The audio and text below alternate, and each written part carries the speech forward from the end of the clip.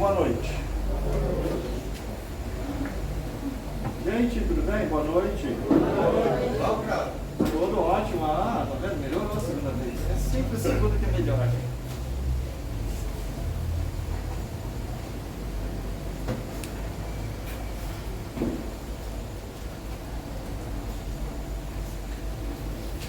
Bem, como todos já receberam aí nas mãos, então já deu para deduzir sobre o que nós vamos conversar um pouquinho, né?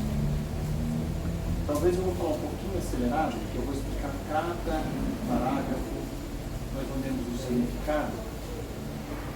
E aí, fica um pouquinho corrido, mas dá tudo para entender. Eu digo para vocês que a prece de Cáritas, analisando já todas as preces que nós passamos em mão, tudo que nós estudamos, religiões pelas quais nós passamos, a prece de Cáritas realmente é, se não a primeira, se não uma das, é a primeira prece espírita. Por que eu digo primeira prece espírita? O Pai Nosso tem uma situação, a Ave Maria tem outra situação, algumas preces vêm do judaísmo, do catolicismo depois que fez algumas alterações, umas modificações. Então, não entrando em detalhes, a prece de Cáritas realmente é uma prece espírita.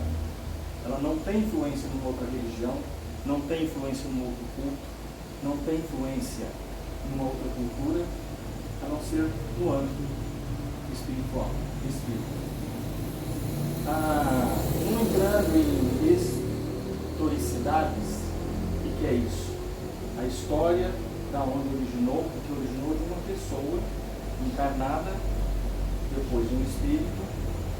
A pessoa, na época, vamos dizer, entre século 3 e 4, essa pessoa se chamava Irene, era uma mulher, obviamente, chamada Irene, muito cristã, totalmente cristã, e como todos os cristãos na época,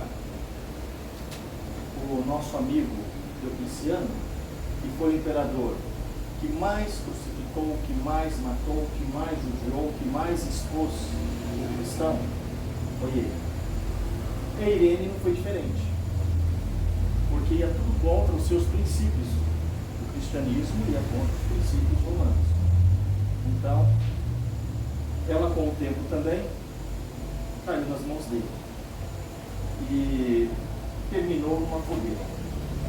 Mas mesmo antes, Irene, contando a história de Irene, ela foi uma pessoa muito caridosa, uma pessoa dedicada aos necessitados, uma pessoa que foi um mártir do cristianismo, como assim, resumindo.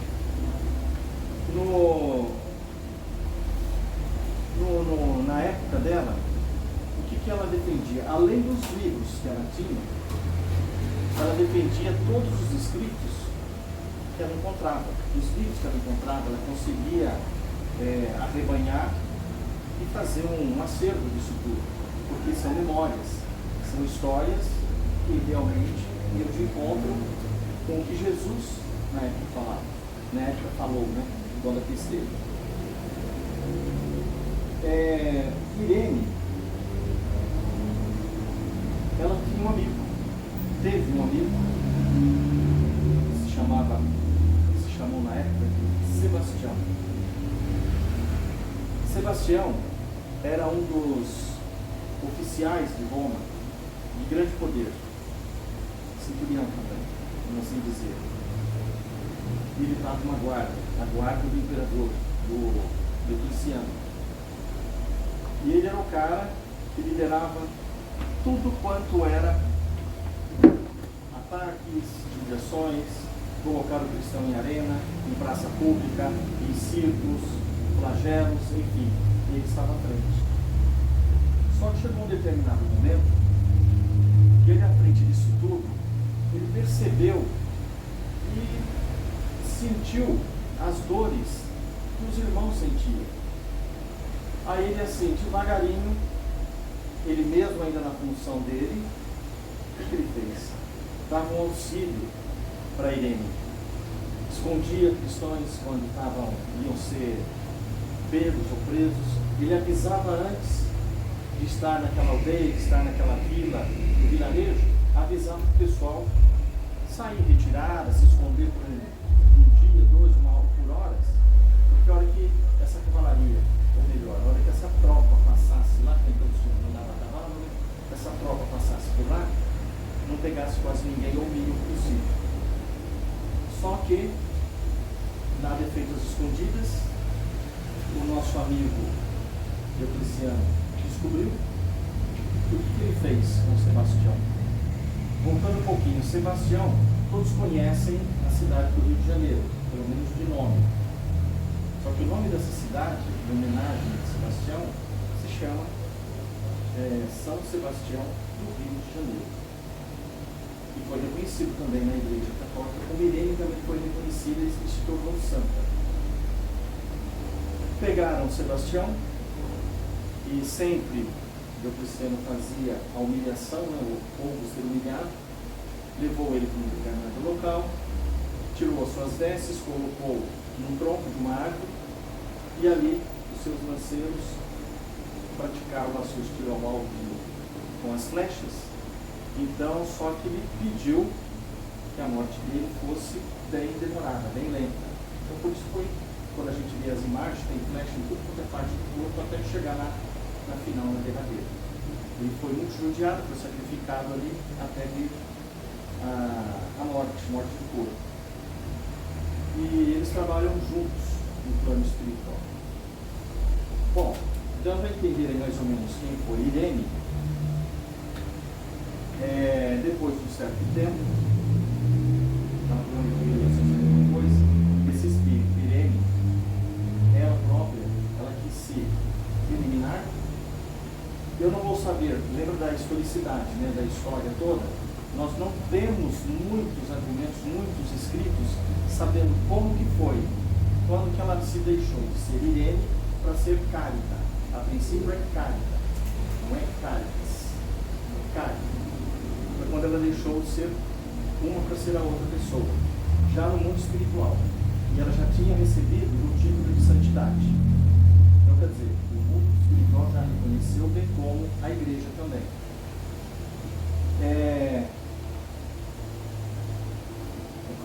Como eu estava dizendo, quando vocês já leram alguma coisa de Cáritas?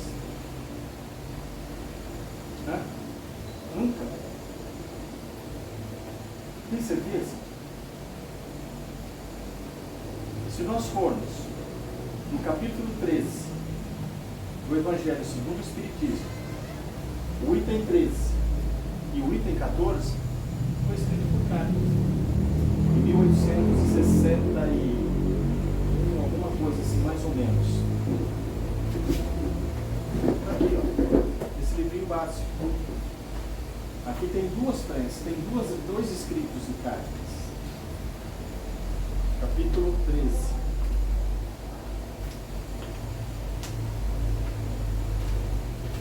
Que é sobre que a vossa mão esquerda não saiba o que dá a sua mão direita. 13. Chamo-me caridade. Eu não vou ler tudo, tá? Vocês pegam, como todos nós somos espíritas, então nós temos esse livrinho básico. E vocês falaram que nunca tinha lido nada assinado por Cáritas, aqui. O item 13, onde ela se intitula Chamo-me Caridade. É bem longo esse texto. É longo, por isso que eu não vou falar. Ele pega uma página, 2 páginas, quer dizer, seria uma folha frente e verso, que é o item 13 e o item 14, que fala sobre a caridade, para não confundirmos com a esmola. Tem uma diferença muito grande de esmola e caridade. Então vocês vejam, eu já tenho lição de casa aí, porque senão, como se diz, vai pegar muito o nosso tempo. E também temos na Revista Espírita, escrita em 1862, aonde ela fez ali um texto em prol de operários E em 1864 é um apelo aos bons corações. O imperador Diocleciano, ele parou com tudo isso em 313, mais ou menos. Já entrou outros, tiveram influências do pessoal da Igreja Católica, não vou viajar por aí. E aí ele diminuiu um pouco, teve outros poderes, a Igreja interferiu. Então ela sempre, caritas quer dizer caridade, se nós traduzirmos. Tem vários outros, mas caridade é o que nós mais vamos ficar nela. Na época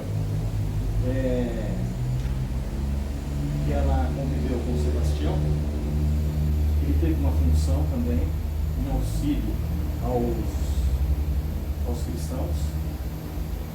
Deles foi tombado e depois o plano espiritual também teve suas funções. Eu não vou entrar na história dele.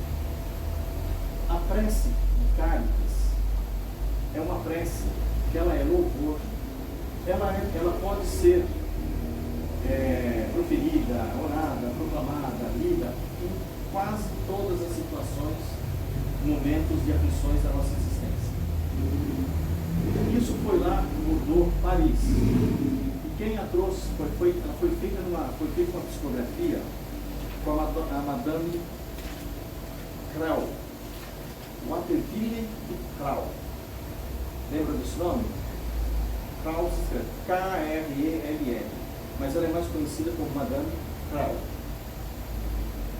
E essa prece, ela foi escrita, foi ditada para essa médium na véspera de Natal, dia 24 para o dia 25. Ela passou essa prece e pediu para que fosse divulgado tudo quanto é casa espírita, mas naquela época o espiritismo tinha começado, então foi difícil de colocar. Mas a equipe da Madame de Waterville, ela trabalhava com a casa espírita dela praticamente quase todos os dias, devido ao socorro, aos flagelos espirituais, aos flagelos dos seres humanos, para dar conforto ao espírito. Quando veio para o Brasil, aqui que ela foi mais propagada, foi mais divulgada. Não tem casas espíritas que nós vamos, quando eu vou fazer palestra, a abertura da noite é com a prece de Cáritas. A prece de Cáritas nós utilizamos aqui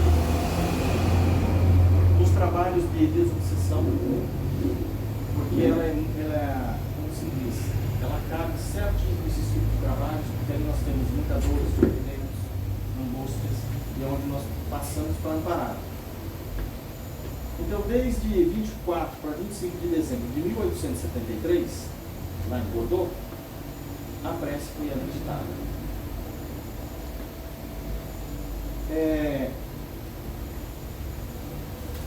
Quando ela passou, ela pediu para que fosse levada para todos os cantos, onde pudesse ser proferida. E ela pegou mais aqui, no Brasil, coração do mundo, pátria do Evangelho.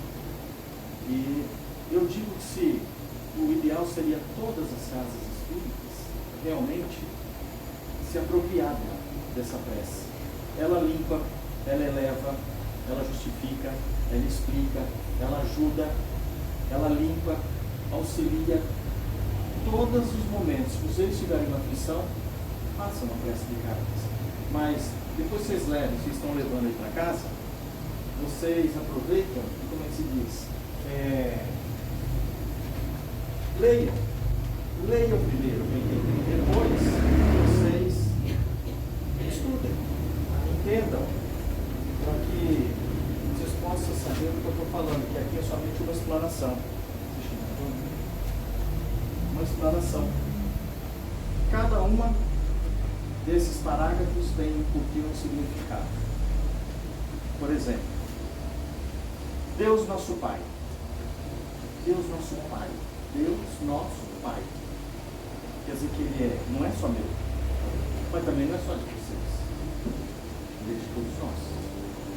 Então, se nós formos ver, Ele não é só de uma classe europeia, Ele só não é lá França, ele não é só dos brasileiros, dos angolanos, ele é pai de todos nós.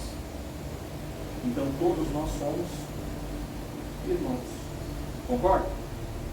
Concorda? Sim. Ai, pensei que ninguém está concordando. Ô doido. Aí, que sois todo poder e bondade. Aqui reconhecemos justiça. Aqui nós reconhecemos amor, nós reconhecemos caridade. Essas três coisas estão no atributo de quem? Da divindade. Deus não é uma coisa sem ser a outra. Ele é os três. Dai força àqueles que passam pela provação. Dai luz àquele que procura a verdade. Ponde no coração do homem a compaixão e a caridade. Nós somos, em média, 8,2 bilhões de habitantes. Era mais ou menos 7.808 em 2022. De lá para cá cresceu mais um pouco.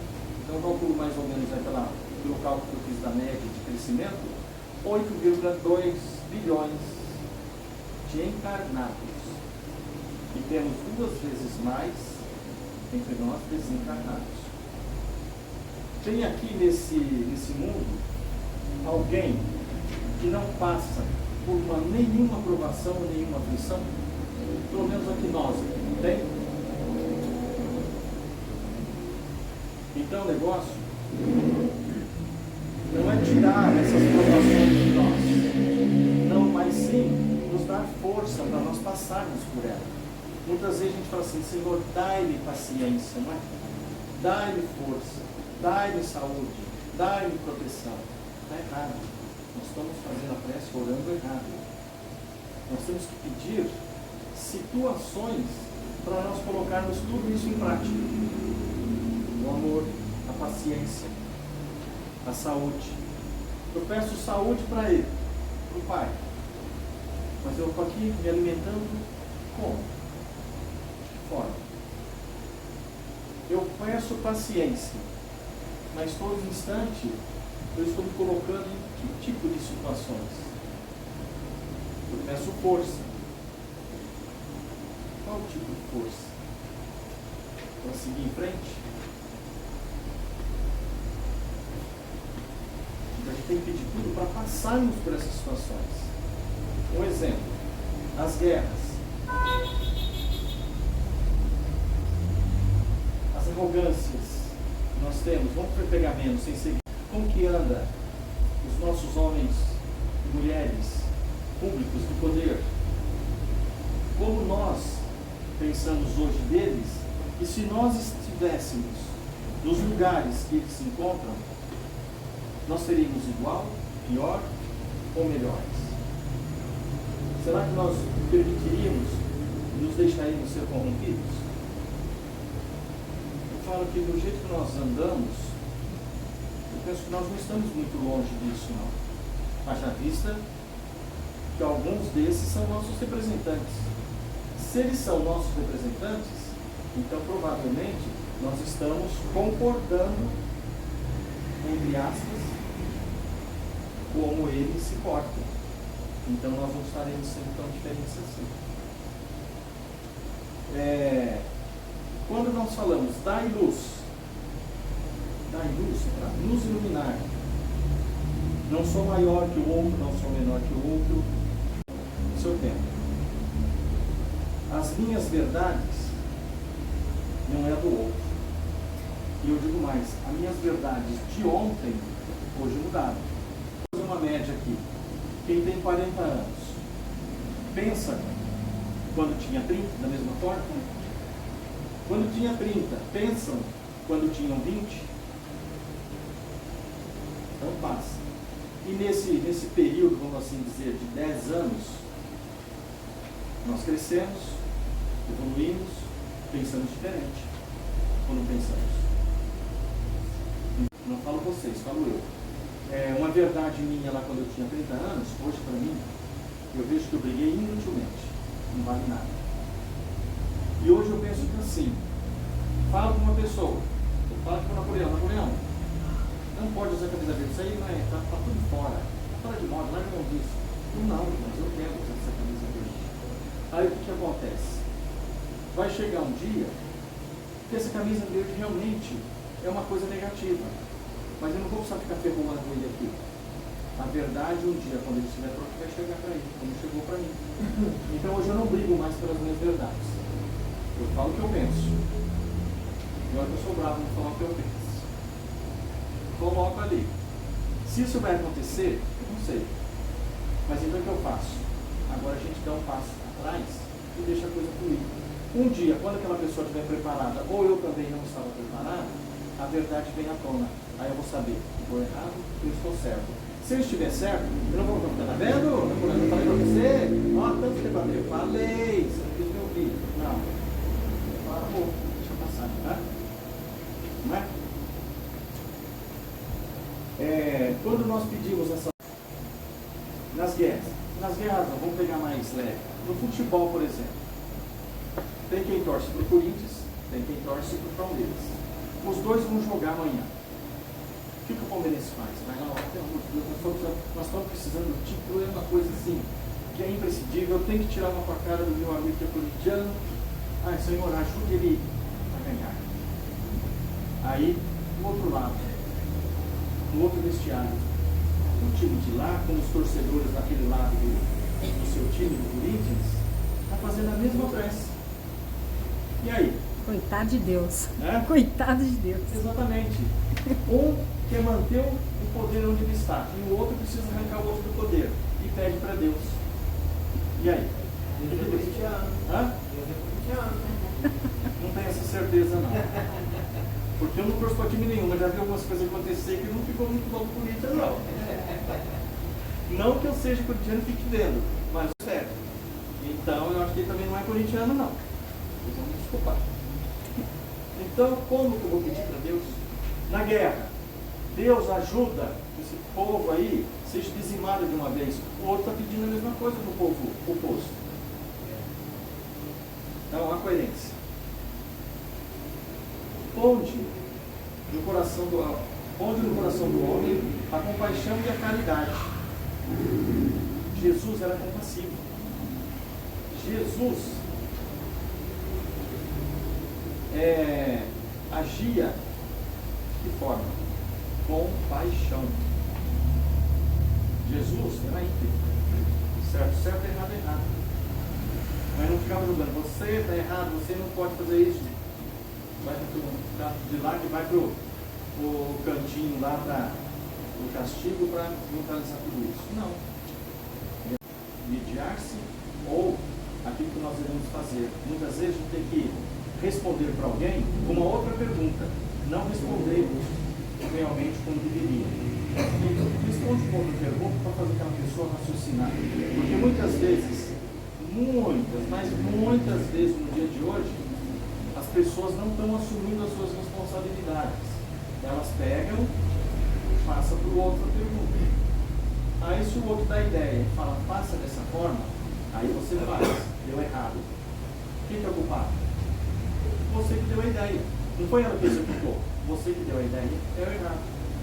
Então, eu normalmente faço isso. Quando estou jogando algumas coisas para mim, eu pergunto com uma outra, eu respondo com uma outra pergunta, até deixar bem claro que eu não vou responder. Pessoa que busca a solução para o seu problema. A responsabilidade das minhas costas pode ser um pouquinho larga, mas não estou carregando mais peso de ninguém, não. E o meu estou tentando diminuir, porque eu já estou pesado para mim mesmo. Não está nem por nas minhas costas. De jeito nenhum. Como foi aí?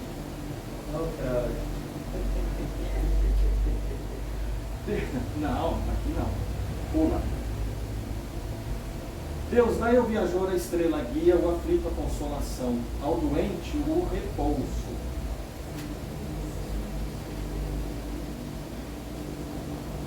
Nós somos o viajor, o viajante e a luz. Jesus. Dai ao viajor a estrela guia, que ilumine, carrega, mostra o caminho. A gente não pede sempre para que Jesus, Senhor, estou contigo. Na minha prece da manhã, eu pedi para que eu possa ficar no caminho que Ele esteja me conduzindo, desviar dele. Mas às vezes tem um barranco, a gente escorrega. Mas escorregou? Esforce-se para voltar para o caminho. Perfeito eu sou? Não. Vocês são? Também não. Não adianta ficar contente que eu não sou e vocês também não são.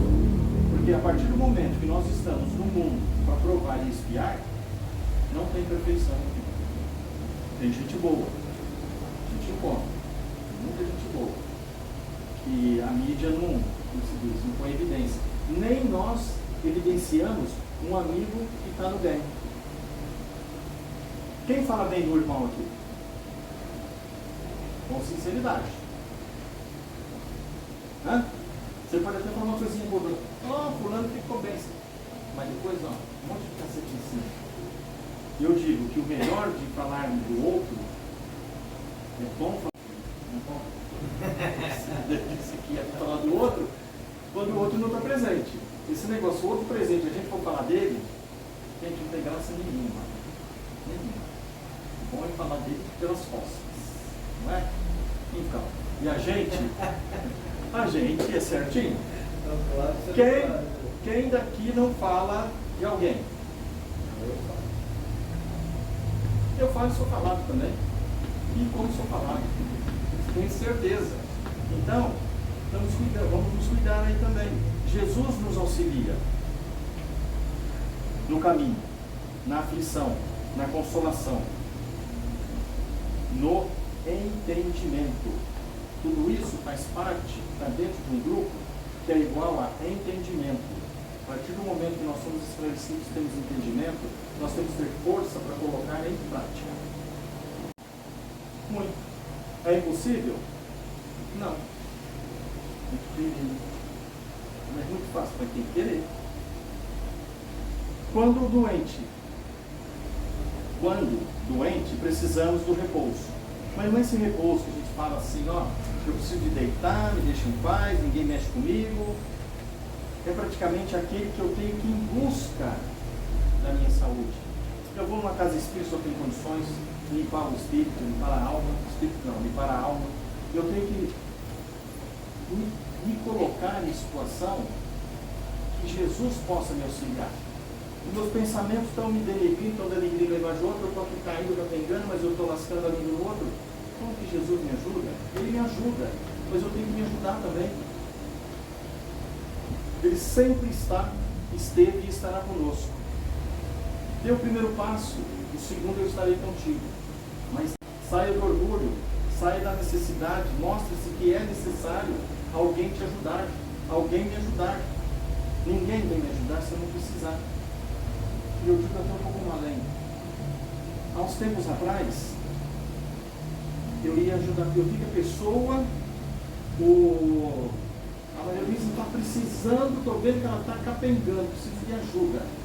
Eu vou lá e falo assim, Maria, dá sua mão aqui que eu vou te ver.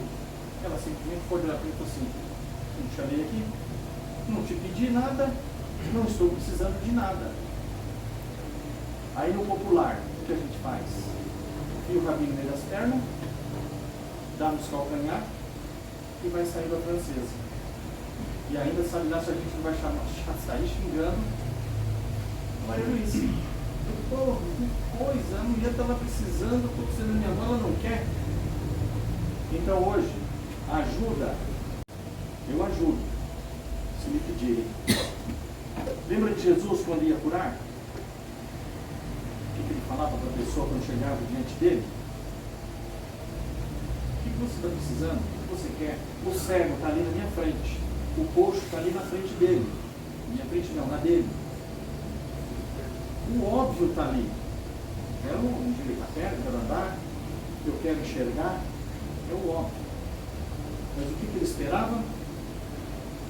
O necessitado pedir para ele o que ele quer, o que ele necessita, o que ele precisa. Jesus atuava. Ele nunca chegou, meu irmão, você está cego, né? Peraí, vem cá, vou te curar. E se o problema maior dele não era a cegueira? Era uma fala, era uma unha encravada no dedo, uma unha podia estar doendo muito mais do que a cegueira dele. Ele já está acostumado com a cegueira, eu não vou lembrar do nome.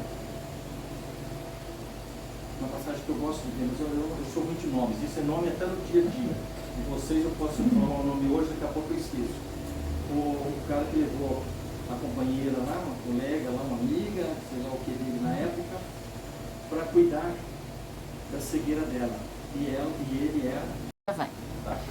Pai, dá ao ocupado o arrependimento, ao Espírito a verdade, a criança o guia e ao órfão o pai. O arrependimento aqui no caso, não é arrepender-se, se martirizar-se, não. O arrependimento é a chance do reparo. Pai, me dê uma chance de eu consertar. O que Deus faz conosco? Com a reencarnação? A oportunidade de acertarmos o caminho e aqueles com os quais nós se deparamos e nos degradamos, machucamos, ferimos. E aí entra o perdão de mim para ele e deles para comigo. O arrependimento. Não tem aquela história que fala assim, um adágio popular, pau que nasce torto, nunca se direita, pau que nasce torto, morre torto? Eu não acredito nisso, porque está aqui, ó, misericórdia, o arrependimento, a oportunidade de eu poder acertar. O tempo, se ainda der, eu acerto no caminho desta encarnação. Se não, com certeza, é um ajuste para a próxima. Ela virá. Se não na próxima, passa meu Deus, mas virá o acerto. Que é assim que funciona a nossa humanidade. Quanto ao órfão, que aqui diz, eu não tenho filhos, estou nem aí, cuido dos outros. Não. Divaldo foi casado, teve algum filho consanguíneo? Ele tinha para mais ou menos 600 e poucos filhos registrados em seu nome. Cuidou, tratou, criou, estudou, colocou na sociedade, no caminho, no mundo. Muitos de nós não tivemos filhos ou não têm filhos, ou alguns dos parentes não tiveram filhos, não puderam por algum motivo, e tem aquela coisa, se não for do meu sangue, adotar eu não vou. Mas esses que estão ali para serem adotados, quem garante que não for uma outra existência, filhos nossos que vieram nessa encarnação por um outro caminho para chegar até nós? E nós, sabe lá, nós somos, isso é suposição humana, minha, não está escrito em lugar nenhum. Suponhamos que numa outra existência eu fui um médico abortista, ou fui uma mulher e fui abortista, a minha esposa foi abortista, e nós não conseguimos trazer filhos, gerar filhos. Por que não adotar? Por que não ser pais daquele que está lá abandonado? Muitas vezes, esses que lá estão já têm um vínculo conosco. Talvez de um lado dos pais ou dessa criança, um orgulho, uma aceitação, um rancor de outras, tivemos que nos acertar por caminhos diversos. Nós não entendíamos na época, mas vieram até nós. Por que não ser filhos ou pais deles, desses órfãos? Por que não auxiliarmos os nossos sobrinhos ou sobrinhas? Não preciso tirar dos pais e eu criar. Não, deixa eles lá com o pai e a mãe, passam por necessidades. Eu vou comprar um material escolar, eu vou pagar uma matrícula de escola, eu vou ajudar no estudo, vou ajudar numa vestimenta, numa alimentação. Por que não? São filhos. Maria, mãe de Jesus, nos pegou ali, abaixo da cruz. O que Jesus disse? Mulher, eis seus filhos. Filhos, aí está sua mãe. Ela nos adotou todos, indistintamente. Estavam encarnados e desencarnados. Então, nós podemos fazer por qualquer criança, independente de quem quer que seja, consanguíneo ou não. Nós temos muitos filhos, muitos. E às vezes tem crianças dentro da família, nós, ou vizinhos, ou estranhos, que essas crianças têm uma afeição por nós que nós não conseguimos entender. Não são nada no que diz grau, parentesco, físico consanguíneo. Não temos, mas a criança tem um apego. Quantos? Eu tenho uma prima que chamava de tia, que cuidou de muitos filhos nossos nessa cidade aqui. Cuidou dos netos, sobrinhos, que não eram sobrinhos, vizinhos, para os outros os pais poderem trabalhar. E quando foi uma surpresa, num domingo iluminado, que veio uma psicografia dela, dizendo que ela está fazendo o quê no plano espiritual? Cuidando das crianças que foram desencarnadas. Senhor, que a vossa bondade se estenda sobre tudo que criastes. Tudo que criastes. E Deus não tem essa bondade? Essas oportunidades nos nossos dias, como que fica? Deus não tem essa bondade? Ele nos criou e tem algumas coisas que a gente vê escritas por aí que ele faz o quê? Não, se pecou, morreu, vai para o fogo do inferno, vai para o inferno eterno, fogo eterno. Gente, qual pai que cria um filho para deixar num castigo eterno?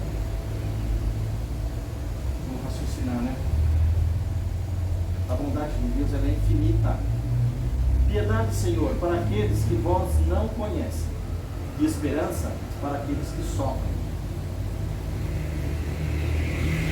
Nós temos piedade para aplicar para os outros? Nós temos piedade para aqueles que apontam o dedo para nós? Nós temos piedade para aqueles que nos criticam? E às vezes a crítica é verdadeira? Isso eu vou deixar para vocês pensar, não vou comentar.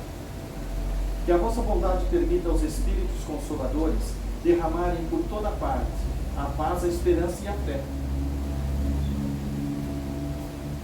Vou ler de novo, presta atenção. Que a vossa bondade permita aos Espíritos Consoladores derramarem por toda parte a paz, a esperança e a fé. Esse pedaço aqui eu considero como uma vibração. Elevar os pensamentos e vibrar. Nós o pedimos, nós o agradecemos. Aqui é uma vibração. Lembrando que de repente a gente também pode ser esses espíritos consoladores. Né? Exatamente. Nós podemos ser os consoladores. E temos outros tantos aqui que são o que nos consolam, são consoladores. Isso é de lá para cá, daqui para lá e tudo junto. É a vossa bondade. Deus, um raio, uma faísca do vosso amor pode abrasar a terra, deixar-nos beber nas fontes dessa bondade fecunda e infinita, e todas as lágrimas secarão e todas as dores se acalmarão. Olha só, aqui a gente pode reconhecer o poder de Deus.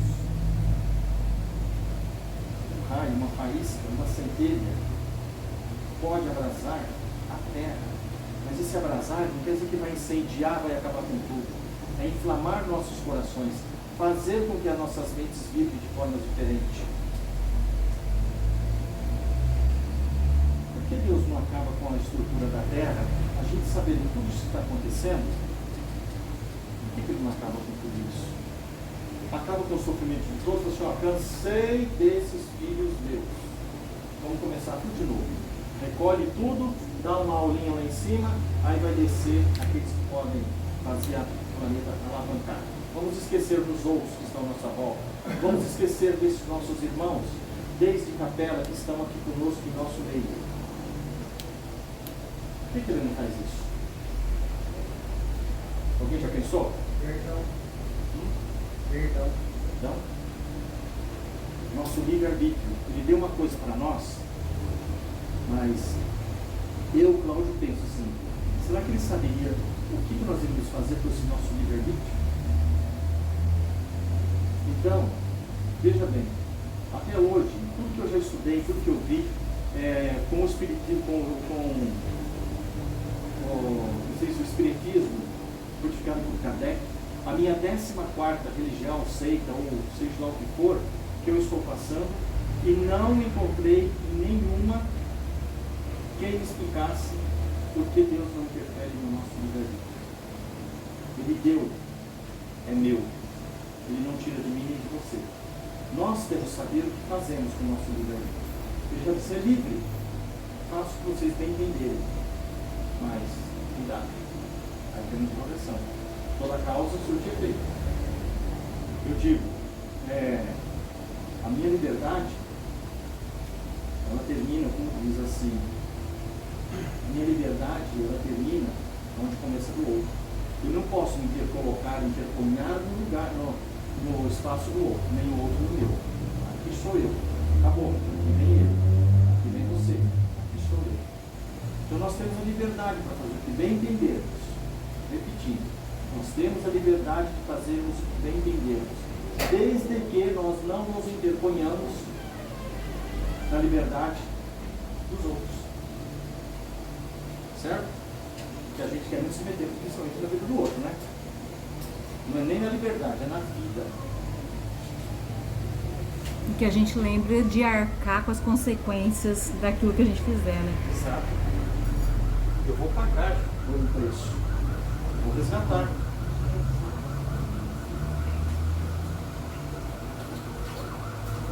Um só coração, um só pensamento subirá até vós, como um grito de reconhecimento e de amor. Jesus não falou assim.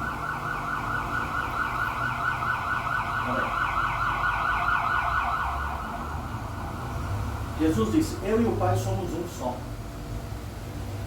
As pessoas não se fundem, mas sim, isso aí quis dizer que em pensamento, em coração, vibra igual. E nós deveremos estar juntos, em um só pensamento, em um só coração. Não é que um está dentro do outro, não. Nós deveríamos estar comungando o mesmo pensamento, de amor, bondade, caridade. Não é separado, é juntos, mas não um dentro do outro, se fazendo uma pessoa só.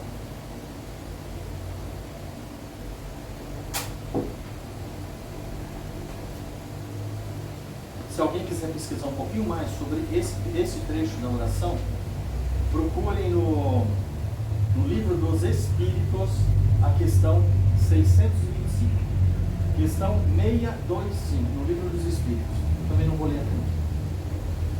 Como Moisés sobre a montanha, nós vos esperamos com os braços abertos. Ó poder, ó bondade, ó beleza, ó perfeição. E queremos, de alguma sorte, merecer a vossa misericórdia. Moisés não subiu ao monte e trouxe os 10 mandamentos? Então o que nós suplicamos hoje? Que ele venha, ou que ele esteja conosco, e nós assim permitimos, escrever em mim e vocês, dentro de nós, bem lá no íntimo, esse poder, essa beleza, esse amor e essa perfeição. Colocar em nós. Eu digo que ele coloca todos os dias. Nós não estamos sabendo administrar o poder, a beleza, a bondade e a perfeição. O poder que a gente entende é esse. Eu libero todos. E ponto. A beleza. E como nós poderemos ser unidos no amor. Em qualquer espaço que possamos nos encontrar. A bondade.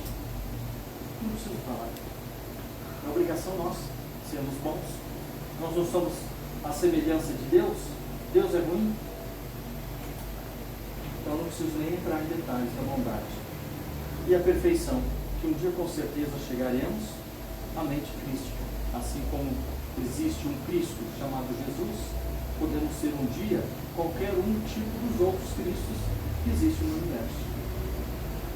Deixe-nos, então, estar em condições para que o seu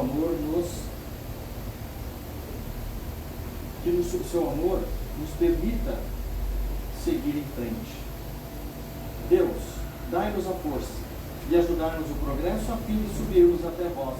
Dai-nos a caridade pura, dai-nos a fé e a razão, dai-nos a simplicidade que fará de nossas almas o espelho onde se refletirá a vossa divina imagem, que assim seja, e assim é. O mundo vai progredir? Queremos ou não, atrapalhemos ou não, vai. Se nós estivermos atrapalhando, nós vamos ser retirados sutilmente daqui, desencarnamos, vamos para um outro órgão,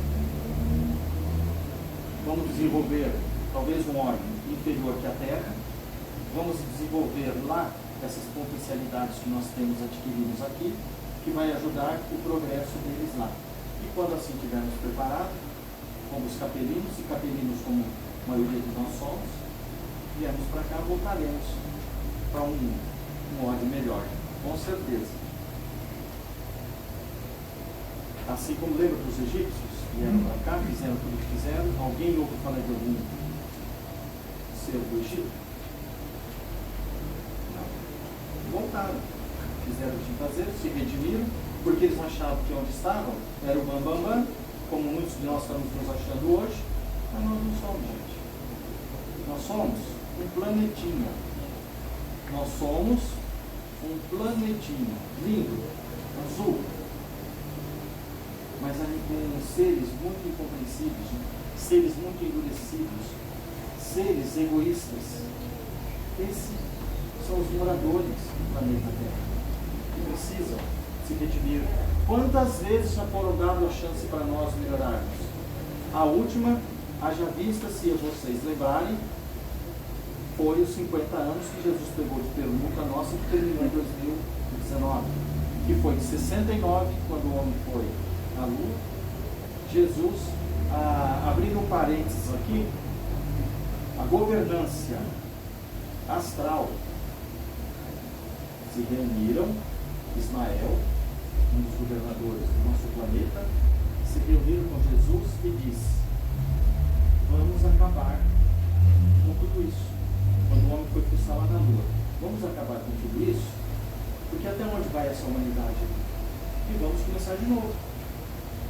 Jesus disse: não, me dê mais 50 anos. E feito, terminou em 2019. E se não melhorássemos, se nós melhorássemos, tudo iria mudar, tudo iria modificar. Cultura, ciências, saúde. Mudou? Mudou? Mudou. Olha o progresso na saúde. Olha a tecnologia que avançou.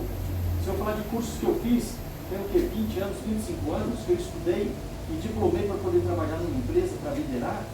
Hoje, não se sabe nem o que é isso. As máquinas com as quais eu trabalhei, que tomava tudo isso aqui, uma máquina só para subir num bolo desse tamanho de um computador, hoje nós temos um nano-chip. Quanto que não armazena aí?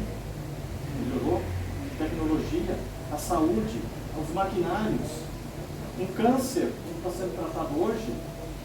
Hoje não precisamos ter tanto medo assim do câncer. Se pego no começo, temos cura. Olha a pandemia que veio, quantos não sobreviveram? Alguns precisavam ir embora agora, tinha que ser tirado mesmo nessa época. Aproveitaram a pandemia e levaram um tanto embora. Muitos vieram para ser, entre aspas, o bode expiatório. Ó, vamos levar porque ele não está se cuidando, não tem cuidado. Tem N situações. Então o mundo vai progredir sim, queremos ou não. Eu digo que eu sempre trabalhei em mundo corporativo. Em São Paulo, vim para cá, eu sempre trabalhei com pessoas, desde os meus 18, 17 anos. Sempre fui líder de contínuos, de boys, de auxiliar, e assim foi indo, até pegar outros altos cargos. Então sempre estava liderando. E Deus coloca, Ele, como se fala, perdi a palavra, Ele capacita cada um de nós para determinadas funções e estar em determinados lugares. Não somos iguais, semelhantes. Ele capacita para você liderar em si próprio e ajudar outros. Liderar outros, cada um numa função. Eu tinha a minha. Se a minha equipe não rendesse, eu ia saber por que não. Porque eu tinha que entregar um trabalho para o meu chefe, o chefe para o outro, até chegar o presidente.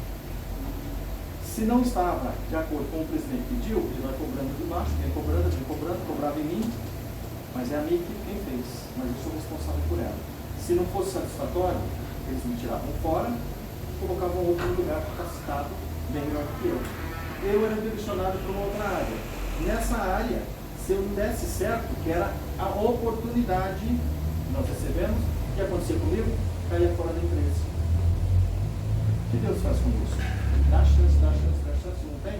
Ele não joga fora. Ele retira daqui e vai colocar em outro lugar que podemos ser aproveitados. Por isso, já que somos capacitados, então, gente, agarra, segura.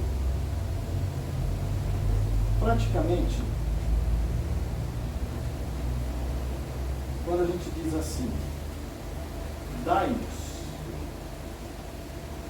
a simplicidade de que fará de nossas almas o espelho onde se refletirá a vossa divina e santa imagem. Cáritas pede a simplicidade de Jesus, e que seria o pedido de Jesus. Lembra lá, bem-aventurados, os pobres de espírito? Ele está falando de humanidade, de simplicidade. Quem temos de exemplo de simplicidade? Francisco de Assis, Francisco Cândido Xavier, Madre Teresa, e aí vem outros. Enfim, essa prece, como foi dita no Natal, véspera, começou na véspera e terminou no dia de Natal, a mensagem que Cáritas deixou aí é válida para ontem, hoje, amanhã, ela é atemporal. Ela cabe em qualquer situação, em qualquer momento, qualquer hora, qualquer dia das nossas existências. Tome ela à mão e faça dela uma prece diária, ou uma prece de momento de aflição, de necessidade. Certo? Dúvidas? Desculpe, passamos 10 minutos, mas que o tema é longo. Então, eu vou terminar o trabalho dessa noite aqui de salão, para depois nós irmos para as salas de atendimento, de saúde espiritual e os passos coletivos, e nós todos lendo a prece de Cáritas. Eu ia colocar um som, um fundo mais gostoso, mais suave, mas acabou a bateria do aparelho. Então não tem jeito. Então nós vamos ser o aparelho. Então foque, pegue a sua prece. E um detalhe, às vezes nós vamos ler num livro, no outro, algumas palavrinhas foram modificadas de acordo com a ortografia, alguma coisa do tipo. Mas preste de Cáritas, sempre de Cáritas. Então vamos lá, todos com ela na mão? Prece de Cáritas, todos juntos. Deus nosso Pai, que sois todo poder e vontade, dai a força àquele que passa pela provação, dai a luz àquele que procura a verdade, onde no coração do homem a compaixão e a caridade. Deus, dai ao viajor a estrela guia, ao aflito a consolação, ao doente o repouso. Pai, dai ao culpado o arrependimento, ao espírito a verdade, à criança o guia, ao órfão o Pai. Senhor, que a vossa palavra se estenda sobre tudo, graças. Piedade, Senhor, para aqueles que vós não conhecem, esperança para aqueles que sofrem.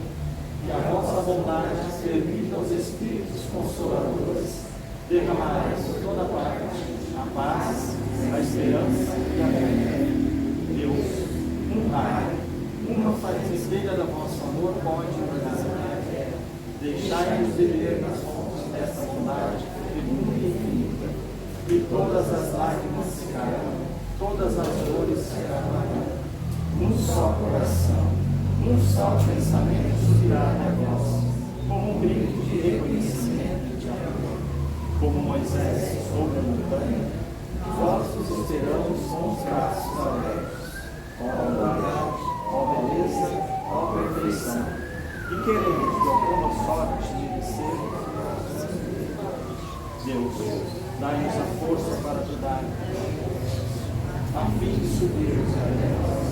Dai-nos a caridade de a humildade, a fé e a razão. Dai-nos a simplicidade para as nossas almas o espelho onde se confiamos.